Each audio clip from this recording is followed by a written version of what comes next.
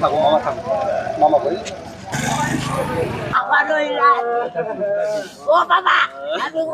তো 4 মাস আগে একটা ক্যাসেল হয়েছিল মোড়ে, মাটিজালি মোড়ে ক্যাসেল হয়েছে। সমাধান কিছুদিন পরে, অনেকদিন পর সমাধান করা হচ্ছে। আপনি হলো রানার ভাইয়ের অফিসে, বিএনপি এক্স কর্মী, তার অফিসে সমাধান করা হচ্ছে।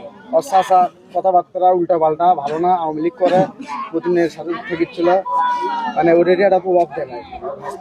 আবার ওই ভাসতে ওই আপনি বাবাটা আজে বাজে খায়া বিভিন্ন হুমকি টুমকি ফোন।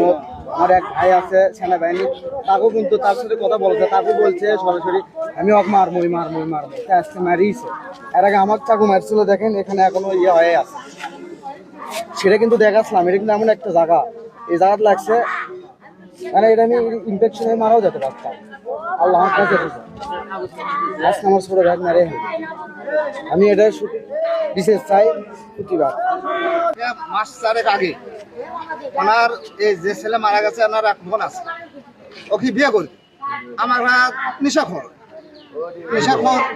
আর ভাইয়েরা আওয়ামী লীগ করে, আমরা দেয়নি ওনার সাথে বিয়ে না দেওয়াতে এই ছেলে মারলো চাকু।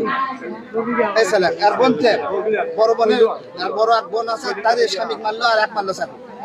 সেটা ওরা করে আওয়ামী লীগ, পুরো আওয়ামী লীগ, আর আমরা করি বিএনপি।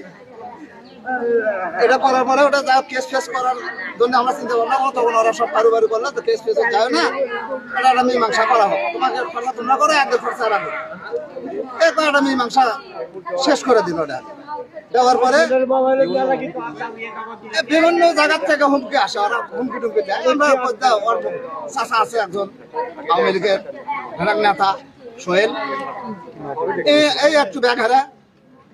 আজকে সকালবেলা আমি ঘুম থেকে উঠিনি, শুনেছি চাকু মারছে ওই মেডিকেলের, মানে বিমান মোড়ে সামনে। আজকে যা 3টা চাকু মারছে, মারার পরে মেডিকেলে নিয়ে আসার পরে মারা গেছে। এখন আপনারা কি চাচ্ছেন? এখন আমরা বিচার চাই, ন্যায় বিচার চাই, ন্যায় বিচার যেটা বিচার সেটাই হোক।